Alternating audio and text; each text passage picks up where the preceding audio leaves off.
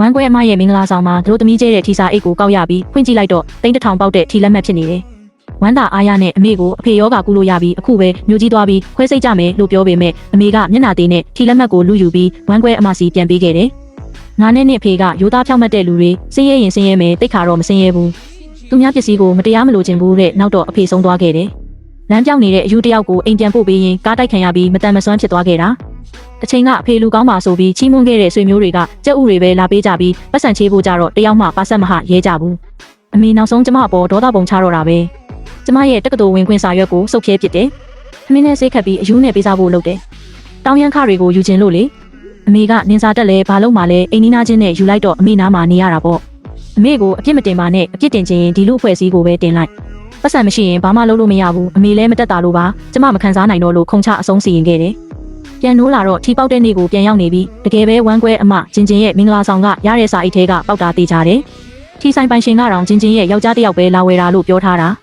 ဝမ်းကွဲအမကဒီလိုမှန်းသိရင်စာအိတ်ထဲနှစ်ချက်ပဲထည့်လိုက်ပါတယ်အခုတော့ပထမစုကြီး3000ဖြစ်နေပြီကောက်ရတဲ့လူကစိတ်ကောင်းရှိရှိနဲ့ပြန်လာပေးမလားမသိဘူးလို့ပြောနေတာကျမအမေကဟင်းချက်ရင်ဖုန်းကိုစပီကာဖွင့်ထားပြီးဒေါ်လေးကိုနှစ်သိမ့်ပေးနေတယ်တစ်ဖက်ကလည်းကောက်ရတဲ့လူကိုသူများထီလက်မှတ်ကိုယူထားပြီးအိမ်ရှင်တွေစိတ်ပူနေတာတည့်ရက်နဲ့အခုထိပြန်မပေးသေးဘူးတေချင်းဆိုးဆိုပြီးဆဲဆိုနေတာကျမမျက်လုံးတွေပြသွားတယ်။အရင်ဘဝကဝမ်းကွဲအမမင်္ဂလာဆောင်တဲ့နေ့ကကျမကန်ဆိုးတဲ့အောက်မေ့တာမင်္ဂလာဆောင်ကအပြန်အိမ်မှာချော်လဲလို့တင်ပါနာပြီးအိပ်ရတယ်လဲနေခဲ့တာကိုဒါပေမဲ့အဲ့ဒီနေ့မှာပဲသူတို့သမီးကျဲတဲ့စာအိတ်ရာပေါင်းများစွာတဲ့ကကံအကောင်းဆုံးတစ်ခုကိုကျမကောက်ရခဲ့တာပိုပြီးမမျှော်လင့်ထားတာကအဲ့ဒီပထမဆုထီလက်မှတ်ကိုကျမတေချာတော့မကြည့်ရသေးဘူးအမေကဝမ်းကွဲအမကိုပြန်ပေးခဲ့တာအမေကငါတို့ကစင်းရဲပေမဲ့တိတ်ခါရှိတဲ့သူများပစ္စည်းမယူဘူးပိုင်ရှင်စီပြန်ပေးတာအမှန်ပဲတဲ့ဟဲ့လင်းလင်းနင်လဲမင်္ဂလာဆောင်မှာစာအိတ်အများကြီးကောက်ရတယ်မဟုတ်လားအမေကရုတ်တရက်အကြံရသွားပြီးအခန်းထဲကိုဖက်နှက်တန်တောက်တောက်နဲ့ရှောက်လာတယ်အရင်ဘဝကအဖြစ်အပျက်တွေကိုတွေးမိပြီးဒီထီလက်မှတ်ကျမစီမှာရှိနေတာကိုအမေကိုလုံးဝအတိမပေးနိုင်ဘူးကျမတကားကိုချက်ချင်းချက်ထိုးပိတ်လိုက်ပြီးအိတ်ကက်ထဲကစာအိတ်9ဆောင်10ဆောင်ကိုဖုံးထုတ်ပြီးထီကနန်းတွေကိုစစ်လိုက်တော့ထပ်တူကြနေတာကိုတွေ့ရတယ်တေချာအောင်အချိန်ချင်းတိုက်စစ်ပြီးမှထီလက်မှတ်ကိုစာအုပ်ဟောင်းတအုပ်ထဲညှက်လိုက်တယ်အားလုံးအဆင်ပြေမှတကားဖွင့်ပေးလိုက်တယ်အမေမျက်နှာကလည်းမကျေနပ်မှုတွေနဲ့ကျမကမျက်လုံးကိုပုတ်ပြီးအမေကလည်းဘာဖြစ်လို့တကားကိုအတင်းထုနေတာလဲလို့မကြေမနက်မေးလိုက်တယ်။ကျမရဲ့ရှုပ်ပွားနေတဲ့သပင်နဲ့အိတ်ချင်မှုတူပုံစံကိုမြင်တော့မှအမေမျက်နှာနည်းနည်းလျော့သွားပြီးနေကင်းကြောင်တောင်အိတ်တာကိုတကားချက်ထိုးထားရလား။နင့်ကိုဘာမှအားကိုးလို့မရဘူးလို့ပြောရင်စပွဲပေါ်ကမင်္ဂလာဆောင်တကြားလုံးတွေနဲ့စာအိတ်တွေကိုကြည့်ပြီးနင်းချီပေါက်လားလို့စံတော်ဝါမေးတယ်။မကြည့်ရသေးဘူးလို့ပြောတော့အမေကဒါဆိုမြင်ကြည့်နင့်တော်လေးပြောတာတော့ချင်းချင်းမင်္ဂလာဆောင်မှာကျဲတဲ့စာအိတ်ထဲကပေါက်တာတဲ့။ဝမ်းကွဲအမနဲ့ယောက်ျားကအခုထီဆိုင်ရှိမှလူဆောင်နေကြတယ်။ပေါက်ရင်မြန်သွားပေးလိုက်သူတို့စိတ်ပူနေလိမ့်မယ်အရင်ဘဝကဆိုရင်တော့ဒါကပျော်စေပြက်စေကျဲတဲ့စာအိတ်ပဲဘသူပေါက်ပေါက်ဝမ်းကွဲအမတို့နဲ့ဘာဆိုင်လဲလို့ညင်းခုန်မိမှာပဲဒါပေမဲ့အခုတော့ကျမဘာမှမငင်းချင်တော့ဘူးစပွဲပေါ်ကစာအိတ်တွေကိုဆွဲယူပြီးအပြင်ထွက်ခဲ့တယ်လက်ထဲကစာအိတ်တွေကိုခါပြလိုက်တယ်အမေကထီမထိုးဘူးတော့ဖုန်းနဲ့ထီတိုက်လို့ရမှန်းလဲမသိဘူးကျမတို့လိုနေမျိုးလေးကထီဆိုင်မှာစုကြီးကြီးတွေတွားထုတ်လို့မရမှန်းလဲမသိရှာဘူးဒါကြောင့်ပေါက်ရင်ပြန်ပေးဖို့မမေ့နဲ့ငါတို့ကစင်းရဲပေမဲ့တိတ်ခါရှိရမယ်သူတို့ကောင်းစိတ်ငွေရမယ်လို့ပဲမှာနေတော့တယ်ထီဆိုင်ရှိရောက်တော့ဝမ်းကွဲအမနဲ့ယောက်ျားကတကယ်ပဲအဲ့ဒီမှာရက်နေကြတယ်နေကင်းကဝတ်တဲ့မင်္ဂလာဆောင်ဝတ်စုံအတိုင်းပဲဝမ်းကွဲအမရဲ့အနီရောင်ခေါင်းဝင်ကလူတွေကြားထဲမှာထင်ရှားနေတယ်သူမကမင်္ဂလာဆောင်လာတဲ့အသည့်တယောက်ကိုမြင်တော့ထီလက်မှတ်ကိုအတင်းလူယူပြီးစစ်နေတာကျမလာတာကိုမြင်တော့မျက်လုံးတွေတောက်ပသွားပြီးကျမလက်ကိုအတင်းဆွဲကလင်းလင်းနေပါလာလို့တာလဲနင်းပေါက်လို့လားလို့မေးတယ်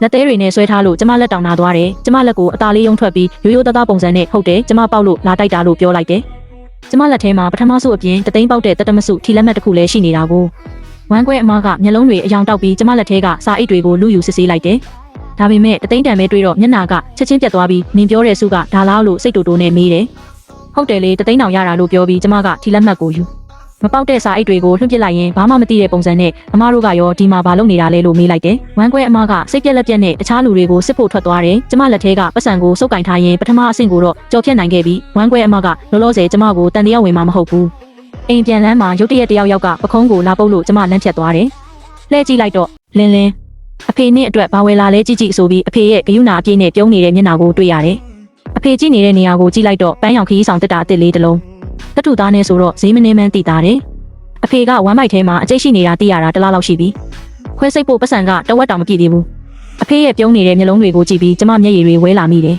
။အရင်ဘဝကဝမ်းကွဲအမပြောခဲ့တဲ့စကားတွေနားထဲပြန်ကြားရောက်လာတယ်။ဦးလေးယောဂါကပတ်စံလိုနေတာကိုထီလက်မှတ်ကိုပြန်ပေးရတယ်လို့ဦးလေးတို့ကလူကြီးလူကောင်းတွေမို့လို့သူများဒုက္ခရောက်နေတာကိုအခွင့်ကောင်းမယူပါဘူးလို့ပြောပြီးထီလက်မှတ်ကိုအိတ်ထဲအတင်းထည့်နောက်ဆိုအခက်ခဲရှိရင်ပြောပါလို့လည်းကြိပေးခဲ့သေးတယ်ဒါပေမဲ့အဖေယောဂါရင်လာလို့ပတ်စံသွားချေတော့ဝမ်းကွဲအမကမျက်နှာလွှဲပြီးဒေါ်ကြီးရဲ့ကျမကိုစိတ်မဆိုးပါနဲ့ ဒေါ်ကြီးတို့အင်ဂျင်နီလဲတည်ရသားနဲ့ဒေါ်ကြီးကလည်းပတ်စံမရှာနိုင်လင်းလင်းကလည်းကြောင်းတက်ရအောင်မယ်ကျမပတ်စံချေးလိုက်ရင်ပြန်ရဖို့လမ်းမရှိတော့ဘူးလေအဲ့ဒီနေ့ကတသက်လုံးတန်မာခဲ့တဲ့အဖေမျက်ရည်တုံရင်မကူတော့ဘူးနောက်မှဆေးဖို့ရှိပါသေးတယ်ပတ်စံဖြုံးတီးတာမဟုတ်ဘူးလို့ပြောခဲ့တာကျမရင်ထဲနာကျင်ရလုံးလို့မျက်ရည်တွေကိုအောင့်အီးပြီးအဖေလက်ထဲကတစ်တာကိုလှမ်းယူလိုက်တယ်ဒီတစ်ချိန်တော့ပတ်စံဖြုံးတယ်လို့မဆိုတော့ပဲအဖေလက်ကိုတွဲပြီးအဖေအိမ်ပြန်ရအောင်အဖေကကျမတစ်တာကိုအလိုက်တင်လက်ခံတာမြင်တော့သဘောကျပြီးလိုက်ပြုံးရှာတယ်အိမ်ပြန်ရောက်တော့အမေကပတ်စံကိုဖြုံးတီးလိုက်တာပြီးခဲ့တဲ့အပတ်ကနင်းတော်လေးအိမ်မှာပစ္စည်းကိုရွှေ့ပြီးတော့ဂျင်ရင်ကသုံးတဲ့ကြောပိုးအိမ်အမဲလေးပေးလိုက်တယ်မဟုတ်လားနည်းနည်းဟောင်းပေမဲ့မပြေသေးပါဘူးစစ်အစ်စ်လဲရင်သုံးလို့ရတာပဲဘာဖြစ်လို့ပတ်စံကုန်ခံပြီးတစ်တာအစ်စ်ဝယ်ရတာလဲမစည်းကြီးပါဘူး400ကျော်ယုံတင်အခုခေတ်လူငယ်တွေအဝေးသွားရင်ဒါမျိုးပဲသုံးကြတာတဲ့ဆိုင်ရှင်ကနှစ်အကြာကြီးအသုံးခံတယ်လို့ပြောတယ်အမေကပတ်စံနှမျောပေမဲ့ဝယ်လာပြီးပြီဆိုတော့မျက်စောင်းပဲထိုးနိုင်တော့တယ်အဖေကမျက်နှာပြက်ခံပြီးအမေနာကက်ကဟင်းချက်ကူနေရှာတယ်ထမင်းစားတော့ကျမကဘာမှမဖြစ်တယ်လို့ပုံစံနဲ့အဖေမနှက်ပြန်သမီးကိုကြောင်းလိုက်ပို့ပေးဦးနော်တက္ကသိုလ်ပထမဆုံးတက်မှာဆိုတော့တခြားလူတွေလည်းမိဘတွေလိုက်ပို့ပေးကြတာခုခေတ်စီးပွားရေးမကောင်းတော့ခိုးတာတွေရှိတာမို့သမီးတယောက်တည်းဆိုအနေရများလို့ပါသမီးပြောတာဟုတ်တယ်ကျောင်းကမြို့ကြီးမှာဆိုတော့ဝေးလဲဝေးတယ်လူစိမ့်နေဆိုတော့မိဘတယောက်လိုက်သွားမှဖြစ်မယ်ဒါပေမဲ့အမေကထမင်းစားရင်တူနဲ့ကျမလက်ကိုရိုက်ပြီးနင်ကအသက်ဘယ်လောက်ရှိပြီလဲအမိကိုကင်းကင်းမနေတတ်ဘူးလားဘာလို့ဒီလောက်စောစောသွားမှလဲကျောင်းဖွင့်ဖို့လက်ဝက်လောက်လိုသေးတယ်လေအရင်ဘဝကတော့လက်ဝက်ကြမှသွားခဲ့တာဒါပေမဲ့အခုတော့အဖေယောဂါကထပ်ပြီးအချိန်ဆွဲလို့မရတော့ဘူးဒီထက်ပိုပြီးအချိန်ဆွဲနေရင်ကျမမှာ3000ရှိလဲအဖေကိုပို့ပေးနိုင်တော့မှာမဟုတ်ဘူးကျမဖုန်းထုတ်ပြီးကျောင်းဖွင့်ဖို့လက်ဝက်လိုသေးတာတော့ဟုတ်တယ်အမေဒါပေမဲ့တင်တန်းကိုနှစ်ပတ်ကြိုတက်ရမှာအတန်းထဲမှာပြီးခဲ့တဲ့အပတ်ကလေးကအကြောင်းကြားထားတာသမီးဒီနေ့မှတွေ့လို့ကျမအမေမျက်နှာမူအရာကိုဘာမှမဖြစ်တယ်လို့နဲ့အကဲခတ်နေမိတယ်ရိမ့်မိသွားမှဆိုလို့လေအမေကဖုန်းကိုခဏကြည့်ပြီးနင့်အဖေကျမ်းမာရေးမကောင်းတာငါပဲလိုက်ပို့ရမလားမြို့ကြီးကဘလို့လဲဆိုတာငါလည်းမမြင်ဘူးသေးဘူးလို့ပြောပြီးအဖေကိုမျက်စောင်းထိုးလိုက်တယ်အမေလိုက်ပို့တာသမီးလဲလိုချင်တာပေါ့ဒါပေမဲ့သမီးလဲတင်တန်းတက်ရမှာမို့လမ်းကြုံတာနဲ့သမီးပဲလိုက်ပို့တာပို့အဆင်ပြေတယ်လေကျမစကားကြောင့်အမေကလက်ခါပြပြီးကဲဒါဆိုလဲနင့်ပဲလိုက်ပို့လိုက်တော့ငါကတော့တစ်သက်လုံးလှုပ်ကြွေးရမယ့်ကံပဲပါလာတယ်နဲ့တူပါတယ်နောက်နေ့မနက်အစောကြီးမှာကျမနဲ့အဖေတစ်တာတွေကိုဆွဲပြီးကားဂိတ်မှာကားဆောင်နေကြတယ်လေကအေးစိတ်နေပေမဲ့ကျမလက်ဖွားတွေမှာတော့ချွေးတွေဆိုနေတယ်ရင်ထဲမှာရင်ခုန်ပြီးမျောလင်းချက်တွေနဲ့ပြည့်နေတာဒီနေ့သာကြော်ဖြတ်နိုင်ရင်မြို့ကြီးရောက်လို့ထီထုတ်အဖေကိုခွဲစိတ်ပေးပြီးရင်အဖေနေကောင်းလာတော့မယ်ကျမတို့မိသားစုအရင်ဘဝကလိုကံကြမ္မာဆိုးနဲ့ထပ်မကြုံရတော့ဘူးဒါပေမဲ့ကားမလာသေးခင်မှာပဲဝမ်းခွဲအမနဲ့ဒေါ်လေးကအဝေးကနေခြေလန်းတွတ်နဲ့ပြေးလာနေတယ်ကျမရင်ထဲထိတ်ခနဲဖြစ်သွားပြီးခီးဆောင်တစ်တာလက်ကင်ကိုတင်းဆုပ်လိုက်မိတယ်လင်းဒီလောက်အစောကြီးသွားတော့မလို့လားဒေါ်လေးကတော့မျက်နှာမှာအပြုံးမပြတ်ပေမဲ့မျက်လုံးတွေကကျမတစ်တာပေါ်ကပ်ပါလာတယ်လို့ပဲဟုတ်တယ်ဒေါ်လေးအိမ်ကနေကျောင်းကို10နာရီလောက်စီးရတာဆိုတော့မမောင်ခင်ရောက်ချင်လို့စောစောထွက်တာချင်းမကရောဒီနေ့ဘာလို့အစောကြီးအိမ်ပြန်လာတာလဲဒေါ်လေးနဲ့ဘယ်သွားမလို့လဲဝမ်းခွဲအမရဲ့မျက်ကွင်းတွေညိုနေတာကြည့်ရတာမင်းညကအိပ်ပျော်ပုံမရဘူးသူမကျမတစ်တာကိုလှမ်းဆွဲပြီးဘယ်မှမသွားဘူးနင်ဒီနေ့ကျောင်းသွားမယ်ဆိုလို့လာပို့တာကျမကတစ်တာကိုတင်းဆွဲထားပြီးရပါတယ်သမီးဒီမှာတင်ကားဆောင်စီလိုက်မယ်အမကဟန်မဆောင်နိုင်တော့ပဲလေတံပြောင်းပြီးဒေါ်လာတကြီးနဲ့မင်းညကနင်းထီဆိုင်မှာထီသွားတိုက်တယ်ဆိုငါကတော့နင့်ကိုမတင်ကားမဖြစ်ချင်ပါဘူးဒါပေမဲ့ဒေါ်ကြီးကနင်ဒီနေ့ကျောင်းသွားတော့မယ်ဆိုတော့နင်တခုခုခိုးဝက်ပြီးငါထီလက်မှတ်ကိုယူပြီးထွက်ပြေးမလို့မဟုတ်လားဒေါသတွေထွက်လာပေမဲ့မျက်နှာကိုတော့ပြုံးပြီးအမပြောတာလဲလွန်လာကြည်လားကျောင်းဖွင့်မဲ့ရက်ကိုသမီးတတ်မှတ်တာမှမဟုတ်တာကျောင်းကိုဖုံးဆက်ပြီးမေးကြည့်လို့ရပါတယ်မနှက်ဖြန်ကျောင်းအဲ့ရမှာမို့လို့ပါသူခဏဆွန့်သွားပေမဲ့တစ်တာလက်ကင်ကိုတော့မလွတ်တန်းဆွဲထားတော့ပဲလွတ်လိုက်ရင်3000ကြီးပြန်ထွက်သွားမှာစိုးရိမ်နေတယ်လို့မျိုးသူမကခေါင်းမာမာနဲ့နင်ကရိုးသားတယ်ဆိုရင်ငါရှာတာကိုမကြောက်နဲ့ပေါ့လို့ပြောဆိုနဲ့ကျမတစ်တာကိုအတင်းလူယူပြီးစစ်ကိုဆွဲဖွင့်ကလိုက်ရှာတော့တာပဲသူမကအဝတ်စားတွေရဲ့အိတ်ကက်တွေကိုနှိုက်ရှာတယ်တစ်တာရဲ့အတွင်းကန်တွေကိုပါထပ်ရှာတယ်ကျမတေချာခောက်ထားတဲ့အဝတ်စားတွေပွားကုန်ပြီးအတွင်းခံအင်ဂျီလေးပါမြေကြီးပေါ်ကျသွားတာလမ်းသွားလမ်းလာနှစ်ယောက်ကဒီခေတ်ကြီးမှာလူကိုအတင်းအဓမ္မကိုယ်တိုင်ရှာဖွေစစ်ဆေးတာမျိုးရှိသေးတာပဲဆိုပြီးလှောင်ပြောင်သွားကြတယ်ကျမဒေါသထွက်ပြီးသွားတားဖို့လုပ်တော့အမေကရုတ်တရက်ရောက်လာပြီးကျမကိုအတင်းဆွဲထားတယ်တဲ့တော်ဆန်းငါကပဲနင့်တော်လေးတို့ကိုလာရှာခိုင်းတာနင့်ချင်းအမမနေ့ကတနေ့လုံးထိပေါက်တဲ့လူကိုရှာတာမတွေ့သေးဘူးနင်ကလည်းဒီနေ့မှကွက်တီចောင်းသွားမယ်ဆိုတော့တန်တရားဖြစ်เสียရပဲနင့်ရဲ့ဖြူစင်မှုကိုတက်တေပြဖို့ငါကပဲဒေါ်လေးနဲ့ဝမ်းခွဲအမကိုစစ်ခိုင်းတာငါတို့ကတန်ရှင်းနေတာသူများအတင်းပြောစရာမဖြစ်စေချင်ဘူးအမေကဝမ်းခွဲအမကိုဆက်ရှာဖို့အချက်ပြတယ်အဝတ်စားတွေမြေကြီးပေါ်အကုန်ပြန့်ကျဲကုန်တော့ဝမ်းခွဲအမကစိတ်မမှန်တယ်လို့ဖြစ်လာပြီးဘာလို့မရှိတာလဲဘယ်မှာလဲငါထီလက်မှတ်ကိုပြန်ပေးဆိုပြီးသူမမျောလင့်နေတဲ့ထီလက်မှတ်ကိုမတွေ့တော့ဇွဲမလျှော့သေးပဲကျမဝတ်ထားတဲ့အင်ဂျီပိုးပွားကြီးကိုစိုက်ကြည့်လာကနင့်ကိုပေါ်မှာဖွက်ထားတာမလားအရှက်မရှိတဲ့ကောင်မသူများပစ္စည်းကိုမြန်ပြန်ပေးဆိုပြီးကျမအင်ဂျီအိတ်ထဲနှိုက်ရှာတော့တာပဲနင်ဘာလောက်တာလဲငါမယူဘူးဆိုမယူဘူးပဲတော်ကြတော့အဖေကဝင်လာပြီးဒေါ်လေးနဲ့အမေကိုတွန်းဖယ်လိုက်တယ်ဒါပေမဲ့အဖေကယောဂတဲ့ဆိုတော့အားမရှိရှာဘူးဒေါ်လေးကအားနဲ့ပြန်တွန်းလိုက်တော့ကျမပါမြေကြီးပေါ်လဲကျလူနီးပါဖြစ်သွားတယ်အဖေကရိုင်းထွက်သွားပြီးလက်ထဲကအိတ်ကလေးပြုတ်ကျကဆေးတွေအကုန်မြေကြီးပေါ်လိမ့်ကျကုန်တော့တယ်ဟာနင်တို့ဘာလုပ်ကြတာလဲဒါတွေကခရိုင်ဆေးရုံအထိသွားထုတ်ရတာကားကတင်80ကျော်ကုန်တာအဖေဒူးထောက်ကဆေးတွေကိုလိုက်ကောက်ပြီးမှုတ်ကပလင်းနဲ့ပြန်ထည့်နေရှာတယ်အဖေရဲ့တနာစရာကြောပြင်လေးကိုကြည့်ပြီးကျမရင်ထဲဆိုတက်လာတယ် ကျမဝမ်းခွဲအမောက်ကိုအတင်းတွန်းဖယ်ပစ်လိုက်ပြီးအဖေနားမှာဒူးထောက်ကဆေးတွေကိုဝိုင်းကောက်ပေးရင်အဖေရင်ခွင်ထဲထည့်ပေးလိုက်တယ်အဖေဆေးတွေကိုတေချာကင်ထားတော်သူများတွေသမီးကိုစော်ကားတာခံနိုင်တယ်ဒါပေမဲ့သမီးဖေကိုတော့လာပြီးမစော်ကားစေရဘူးကျမသူ့ရှေ့လျှောက်သွားပြီးကိုဘောကအဝတ်စားတွေကိုအကုန်ချွတ်ပစ်လိုက်တယ်အတွင်းခံတစ်ထည်ပဲကျန်တော့တဲ့အထီပေါ့အခုချိန်နဲ့ပြီလားမယူဘူးဆိုမယူဘူးပဲနင်ကလုံးဝမယုံဘူးဆိုရင်တော့ကျမတို့အခုပဲရဲစခန်းသွားကြဆိုအဲ့လိုပြောလိုက်တော့မှသူကြောက်သွားတဲ့ပုံစံနဲ့မယူရင်လည်းမယူဘူးပေါ့နင်ယူတယ်လို့ပြောတာမှမဟုတ်တာပြီးတော့ငါကနင့်ကိုအဝတ်စားတွေချွတ်ခိုင်းလို့လားလို့စင်ញင်းသေးတယ်ဘတ်စကားကြီးကကျမတို့ရှေ့မှာစိုက်လာလို့ခရီးဆောင်အိတ်ကိုဆွဲလာရင်ဘတ်စကားပေါ်တက်လာခဲ့တယ်ကျောင်းကိုရောက်တော့ည9နာရီရှိနေပြီကျမကျောင်းသားကဟိုတယ်မှာအခန်းနှခန်းယူပြီးအဖေကိုအရင်ပေးသိပ်လိုက်တယ်ညဘက်အဖေအတွက်ဆေးတွေစီစဉ်ပေးနေတော့အိတ်ထဲကမဖောက်ရသေးတဲ့ဆေးပလင်းအစ်စ်ကိုတေချာကြည့်လိုက်ရင်အဖုံးပိတ်ထားတဲ့နေရာမှာမတိမတာလေးထည့်ထားတဲ့ကော်ရည်ကြီးလေးတွေနည်းနည်းကပ်နေတာကိုမြင်ရလိမ့်မယ်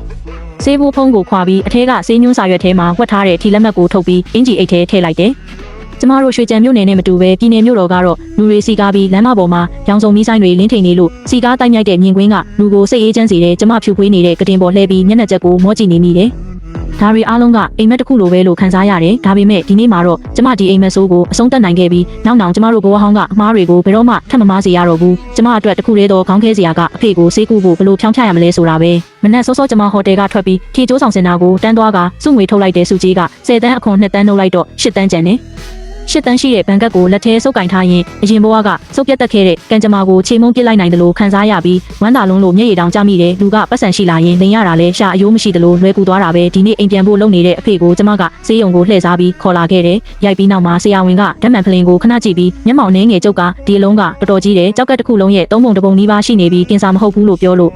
့မရဘူးချက်ချင်းဆေးရုံတက်ပြီးခွဲစိတ်ဖြတ်တောက်ဖို့အကြံပြုခြင်းနဲ့လို့လေးလေးနက်နက်ပြောတယ်လူနာပေါင်းစုံကိုမြင်ဖူးနေတဲ့ဆရာဝန်ကအဖေရဲ့တုံဆိုင်မှုကိုရေးမိပုံရပြီးအလုံးကကင်ဆာမဟုတ်ရင်တောင်ဒီလောက်ရွယ်စားကခွဲစိတ်ရမယ်ဆန်နှုံးကိုရောက်နေပြီလို့ထပ်ဖြစ်ပြောတယ်အဖေလက်တွေအနှဲငယ်တုံသွားပြီးမတိမတာဟန်လို့ပြုံရင်ကျေးဇူးတင်ပါတယ်ဆရာဒါဆိုငါတို့အိမ်ပြန်ပြီးမှခွဲစိတ်ဖို့ဆရာသမီးဖေကိုချက်ချင်းခွဲစိတ်ဖို့စီစဉ်ပေးပါ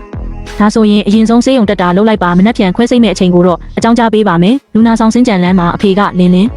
ငါတို့ပြန်ကြရအောင်အဖေမှာခွဲစိတ်ဖို့ပတ်စံဘဲကရှိမှလဲသမီးမှာရှိတယ်လို့ကျမပြောလိုက်တော့အဖေကပူပန်တကြီးနဲ့သမီးဘာတွေရှောက်လုပ်နေတာလဲအဲ့ဒါသမီးရဲ့အကြောင်းကတွေလေဒီလိုဖြုံးတိပြစ်လို့မဖြစ်ဘူးအဖေဆေးတောက်ရင်ရပြီအဖေကစိတ်တက်ကြံခိုင်ပါတယ်အဖေ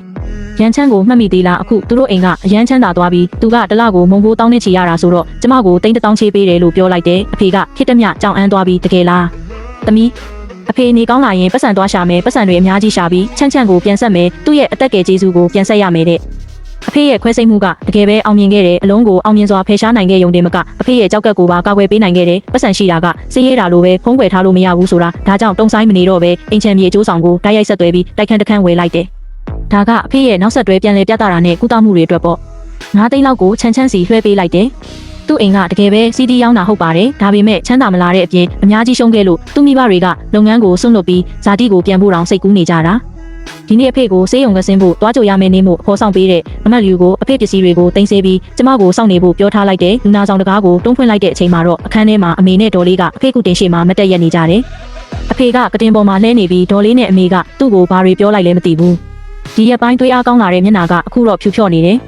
ကျမကြောပြင်ကိုတယောက်ကတွန်းချလိုက်တာခံလိုက်ရတယ်ကျမလည်းကြည့်လိုက်တော့ဝမ်းကွဲအမကတကားဝမှာပိတ်ရက်နေတဲ့သူ့မျက်နှာမှာမကျေနပ်မှုတွေပြည့်နေပြီးနင်တို့မိသားစုကဒီလောက်ဆင်းရဲတာအဖေကိုခွဲစိတ်ဖို့ပတ်စံဘဲကားရတာလဲပြီးတော့ဒီလိုတယောက်ခန်းမှာတော့တဲနိုင်သေးတယ်နော်နင်ငါထီလက်မှတ်ကိုခိုးတာသိကြတယ်အဲ့ဒီ30တန်းပဲမှာလဲအခုချက်ချင်းပြန်ပေးစမ်းဒေါ်လေးကအတန်ကြားတော့လှည့်ကြည့်ပြီးကျမကိုလင်း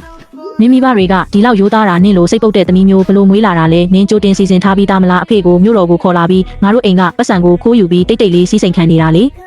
ငါတို့ချင်းကတော်လို့တာပေါ့နင့်အမေဗီဒီယိုကောပြောနေတော့နောက်ကဟွာတုံးစေးရုံရဲ့တစိမ့်ကိုမြင်လိုက်လို့မဟုတ်ရင်နင့်ရဲ့လှည့်စားမှုကိုခံလိုက်ရတော့မှဟွာတုံးစေးရုံကဒီလောက်ပတ်စံလိုတာငါတို့အိမ်ကပတ်စံကိုမခိုးရင်နင့်အဖေကဘလို့လုပ်ကူနိုင်မှာလဲအခုထီပေါက်တဲ့ပတ်စံကိုအရင်ရောအတိုးပါပြန်ပေးမယ်ဆိုရင်ဒီကိစ္စကိုဒီတိုင်းပဲထားလိုက်မယ်မဟုတ်ရင်တော့သူများပစ္စည်းခိုးယူမှုနဲ့ရဲတိုင်ပြီးဖမ်းထားရလိမ့်မယ်ကျမကဘာမှမဖြစ်တယ်လို့အေးဆေးဖြစ်နေတော့အတော်ဖြစ်သူကကျမအမေကိုစစ်ကူခေါ်ပြီးမမတခုခုပြောပါအောင်အမေကဖြေစမ်း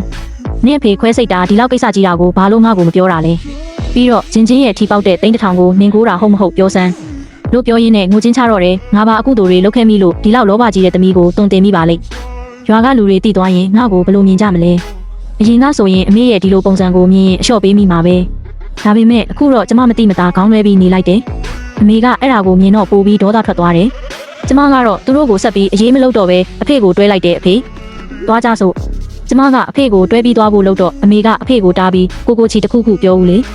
ရှင်ကတော့ကိုအသက်ဘေးကလွတ်ဖို့အတွက်နဲ့ကိုသမီးကဒီလိုကိုချစ်တရားပြပြတဲ့အလုံးမျိုးလုပ်တာကိုလွှတ်ထားလို့မဖြစ်ဘူးလေအဖေမျက်လုံးထဲမှာကိုအပြစ်တင်မှုတွေနဲ့အားနာမှုတွေတပြိုင်နက်တည်းဖြတ်ပြေးသွားတယ်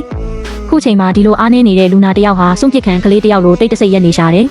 ကျမမျက်မှောင်ကျုပ်ပြီးလမ်းပိတ်ထားတဲ့အမေကိုဘေးကိုတွန်းထုတ်လိုက်တယ်ဝမ်းကွဲအမကပြေးဝင်လာပြီးကျမတို့ကိုတားဖို့ကြိုးစားတယ်ချီလင်းဒီနေ့ငါပတ်စံကိုပြန်မထုတ်ရင်ဘယ်သူမှဒီကနေထွက်ဖို့မစင်စားနဲ့ဝမ်းကွဲအမပြေးဝင်လာပြီးမဆွဲဖြဲခင်မှာပဲသူ့ပါးကိုအားပြင်းပြင်းနဲ့ရိုက်ချလိုက်တယ်ဝမ်းကွဲအမကမထင်မှတ်ထားတာကြောင့်သူ့မျက်နှာကိုအုပ်ကင်ရင်ကျမကိုမယုံနိုင်စရာမျက်လုံးတွေနဲ့လှည့်ကြည့်တယ်ကျမစောစောကလေးကသဘောပေါက်ပြီးသားအငြင်းရန်ရှော့ပေးနေရင်ပိုပြီးဆိုးလာအောင်ပဲလုပ်ပေးသလိုဖြစ်မှာကျမနောက်ထပ်တီးမခံတော့ဘူးပြီးခဲ့တဲ့ဘဝကလေးကကျမမှာအမေဆိုတာမရှိတော့ပါဘူးအဖေကိုကျမဝယ်ထားတဲ့အိမ်သစ်စီခေါ်လာခဲ့တယ်အိမ်ရဲ့ပရိဘောဂတွေကနည်းနည်းဟောင်းနေပေမဲ့တန်ရှင်းသက်ရက်ပါတယ်ခမင်းစားပြီးနောက်အဖေကပတင်ပေါ်မှာလှဲနေရင်မျက်နှာမှာသွေးရောင်နည်းနည်းပြန်တက်လာတယ်ကျမကအဖေကိုဒီမှာပဲဆက်နေဖို့အကြံပေးလိုက်တယ်အခုအချိန်နေရသူသားအမေနဲ့အတူတူဆက်နေရင်အသက်တစ်ဝက်လောက်ထပ်တိုးသွားမှသိကြတယ်အဖေကကျမ်းမာရေးပြန်ကောင်းလာတာအယမ်းမြန်တယ်နှစ်လမပြည့်ခင်မှာပဲ6ပေါင်လောက်တိုးလာတယ်အမေကခဏခဏဖုံးဆက်တာရှိပေမဲ့အစာပိုင်းမှာထီပတ်စံကိုဝမ်းကွဲအမစီပြန်ပေးဖို့နားချတာကနေနောက်ပိုင်းမှာတော့ကျမကိုကျေးဇူးကမ်းနဲ့ကောင်းမလို့မုန်းတီးစွာနဲ့အတန်ဖိုင်ရှည်ကြီးတွေပို့ပြီးဆဲဆိုတာကလွဲရင်တခြားဘသူမှကျမတို့ရဲ့အေဂျင့်တဲ့ဘဝကိုလာပြီးမနှောက်ယှက်ကြတော့ဘူးဆွေမျိုးတွေနဲ့ဝေးဝေးနေပြီးတဲ့နောက်ကျမနဲ့အဖေမျိုးပေါ်မှာနေရတဲ့ဘဝကအေဂျင့်ပြီးတာယာလှတယ်ကျမဆောင်မေးပွဲလဲတဘာသာမှမကြဘူးချမ်းချမ်းတို့မိသားစုလည်းအခက်ခဲတွေကနေအဆင်ပြေပြေကြော်ဖြတ်နိုင်ခဲ့တယ်အရာအလုံးကကောင်းမွန်တဲ့ဘက်ကိုဥတည်နေခဲ့တာပေါ့ကျောင်းပိတ်ရက်မှာတော့ကျမရှင်ချမ်းကိုတွားပြီးစိုက်ပျိုးရေးလုပ်ငန်းမှာရင်းနှီးမြှုပ်နှံဖို့ရှယ်ယာစာချုပ်ချုပ်ခဲ့ကြတယ်။စာချုပ်ချုပ်ပြီးအပြန်မှာကျမအရင်နှစ်တွေကကားဆောင်ခဲ့တဲ့လမ်းမေးစီကိုနောက်တစ်ခေါက်ပြန်သွားခဲ့တယ်။မျိုးဦးရဲ့နုပြိုလန်းဆန်းမှုတွေဝေစားနေတဲ့မိန်းကလေးတစ်ယောက်ကခရီးဆောင်အိတ်ကိုဆွဲပြီးကျမဘေးနားမှာလာရက်ကငိမ့်ငိမ့်လေးကားဆောင်နေတယ်။မကြခင်မှာပဲအနီရောင်ဘတ်စကားကြီးကသူ့ကိုတင်ဆောင်ပြီးထွက်ခွာသွားခဲ့တယ်။အနီရောင်ဘတ်စကားလေးမျက်စိအောက်ကနေပျောက်ကွယ်သွားတဲ့အထိကျမငေးကြည့်နေမိတယ်။ရင်ထဲမှာလည်းအတိတ်ကဝင်ထုတ်ဝင်ပိုးတွေကင်းစင်ပြီးပေါ်ပါလွတ်လပ်သွားပြီးရှေ့ဆက်ရမယ့်ကျမနဲ့အဖေရဲ့ဘဝခရီးလမ်းကຫນွေဦးလိုပဲအေဂျင့်ပြီးလှပနေတော့မှသိကြပါတယ်။